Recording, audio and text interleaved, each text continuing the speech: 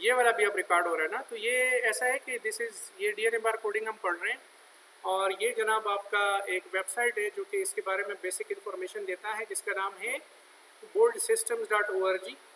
इस वेबसाइट का ये फ़ायदा है कि ये क्या करता है कि बेसिकली ये NCBI जीन बैंक से वो तमाम डाटा ये उठा लेता है जो डाटा आपका मतलब है बार कोडिंग के साथ रिलेटेड होता है, बार कोडिंग के जो सीक्वेंसेस है, और उनको ये कंपाइल कर लेता है। ठीक है, तो यहाँ से नीचे आके जनाब ये वर्ल्ड में कौन से लोग जो हैं इस साइट को यूज़ कर रहे हैं, देखिए पाकिस्तान में लोग यूज़ कर रहे हैं, US में ज़्यादा कर रहे हैं, आज ही का डाटा है, इंडिया में थोड़े बहुत लोग यूज़ कर रहे हैं। तो जहाँ पे बार कोडिंग का ज़्यादा काम हो रहा है, जो इस साइट को ज़्यादा मतलब है एक्सेस कर रहे हैं, तो उनकी IDs यहाँ पे दी गई हैं।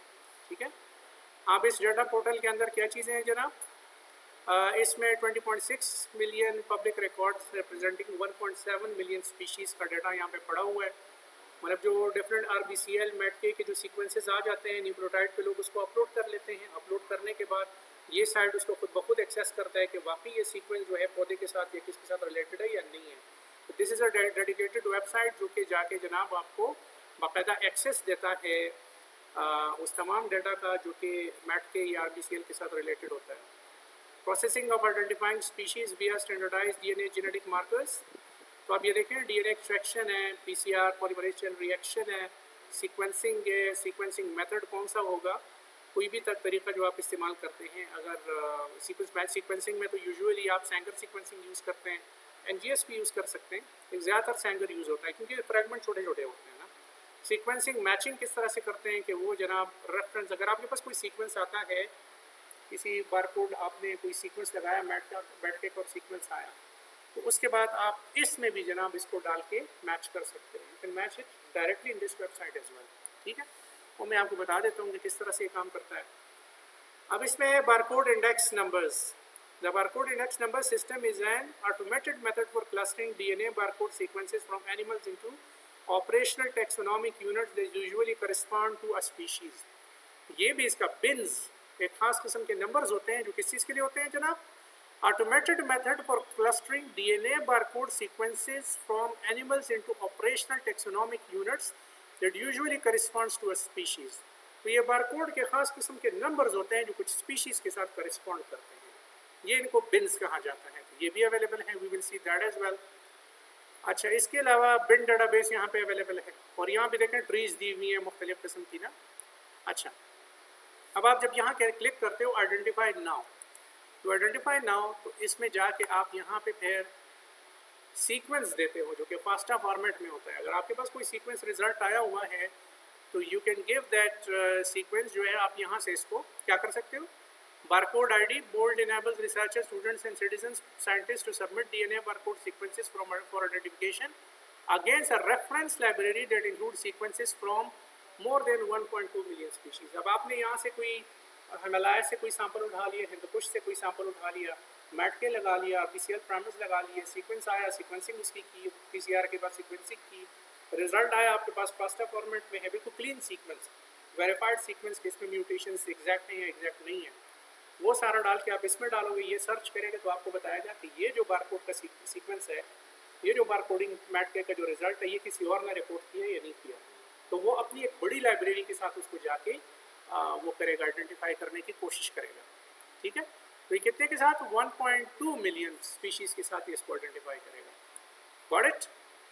अच्छा, आइडेंटिफाइंग इंजन कौन कौन से हैं जनाब, एनिमल लाइब्रेरी है पब्लिक, ये CO1 मार्कर है, कौन सा है, साइटोक्रोम ऑक्सीडेज 1 मार्कर है। ये जनाब आपके पास 500 बेस पेयर के सीक्वेंसेस होते हैं, 658 बारकोड रीजन के अंदर होते हैं, non redundant CO1 sequences of at least 500 base pairs within the 658 base pair barcode regions. तो ये पब्लिक हैं। इस animal species level library public private CO1 sequences species designation of at least 500 base pair with 658 base pair barcode region. ठीक, उसके बाद animal library public and private validated Canadian arthropod library. ठीक, उसके बाद पब्लिक लाइब्रेरी प्लांट की library है, RBCL METK ITS के sequences हैं। अब एनिमल्स में आप याद रखें कि हम CO1 is the most common marker जिसको हम इस्तेमाल करते हैं एनिमल्स की। ठीक है, और प्लांट्स में RBCL METK और ITS बहुत ज़्यादा इस्तेमाल होता है। फंजाई में ITS और 18S सीक्वेंसेस, 18S rRNA का जो सीक्वेंस है ना DNA, उसको बहुत ज़्यादा इस्तेमाल किया जाता है। ठीक है, हम देखें ना मैट के RBCL, RTS1, RTS2, RTS और markers 18S, RTS1, RTS2, RTS, इसमें सीक्वेंसेस इतने पड़े हुए हैं, इसमें इतने पड़े हुए हैं। तो फंजाई की अपनी डेटाबेस है। अब आप यहाँ देखो ना कि 18S यहाँ पे प्रिवेल कर रहा है, जो कि 18S यहाँ पे नहीं स्टडी किया जा रहा। तो 80 अगर फंजाई को देखना है तो you have to use the 18S। लेकिन एक चीज़ को आप देखें, ITS1 यहाँ भी है, ITS1 वहाँ यहाँ भी है, तो इन दोनों के सीक्वेंस में डिफरेंस होगा, शायद इनके प्राइमर्स द सेम होंगे। ठीक है, एनिमल सेकेंडरी पब्लिक, इसमें 18S और 12S सीक्वेंसेस हैं, 12S rRNA के और 18S rRNA के सीक्वेंसेस हैं। Animal red list library, red list कौन सी लाइब्रेरी है? जो कि इंडेंजर्ड स्पीशीज़ की लाइब्रेरी है। तो ये इन्होंने CO15P मार्कर्स जो हैं उसके लिए इस्तेमाल इन्होंने किए है। अच्छा, तो ये उसके डेटाबेसेस हैं, आपको पता चल गया कि इस वेबसाइट के अंदर कौन कौन से डेटाबेसेस अवेलेबल हैं। Now you have to identify कि मेरा पौधा है या मेरा कोई जानवर है, मैंने किस चीज़ को सेलेक्ट किया है, उसी हिसाब से उसी डेटाबेस में आपने जाना है, जो कि आपका एग्जैक्ट काम होगा। फिर जनाब ऑपरेटिंग मूड, ये काम किस तरह से ये वेबसाइट करता है। Ideal when only looking for species or bin matches. Search depth 94% similarity. Maximum hits 25 per sequence.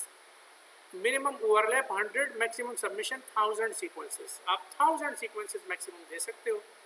Genus and species search. अब ये rapid species search है। Rapid species search में क्या होता है कि आप जनाब कोई सीक्वेंस दे देते हो और वो डायरेक्ट पता लगा लेता है कि कौन सी स्पीशीज़ है। Genus and species search, genus and species search में क्या होता है कि आपने जनाब इसमें बिन मैचेस जो हैं इसमें आपने देखने होते हैं। ये तो जब आप यूज़ करोगे यू विल नो कि किस तरह से काम करेगा ना। Exhaustive search required for matches to sub family and above, means अगर आपने सब फैमिली में जाना है, एक स्पीशीज़ जीनस आइडेंटिफाई करना आसान है, और डेप्थ में जाना है, बहुत डेप्थ में जाना है। अब एक गंदम की ट्रेटिकम एस्टिवम एक स्पीशीज़ है, उस स्पीशीज़ के अंदर बहुत सारी सब वैराइटीज़ भी हो सकती हैं। इन डेप्थ स्टडी आपने करनी है तो उसके लिए फिर शायद आपको इन डेप्थ सीक्वेंसेस चाहिए होंगे, ज़्यादा बारकोड मार्कर्स चाहिए होंगे।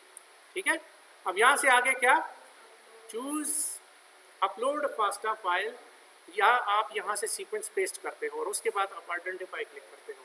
ये गॉट इट, आपको पता चल गया कि फास्टा सीक्वेंस तक पहुँचने के लिए कौन से डेटाबेसेस होते हैं और कैसे हम इस सिस्टम को इस्तेमाल करने की कोशिश हम कर सकते हैं। ये गॉट इट, यहाँ तक पता चल गया। तो चले इंशाल्लाह इधर इसको स्टॉप करते हैं, फिर आगे दूसरी वीडियो बनाते हैं।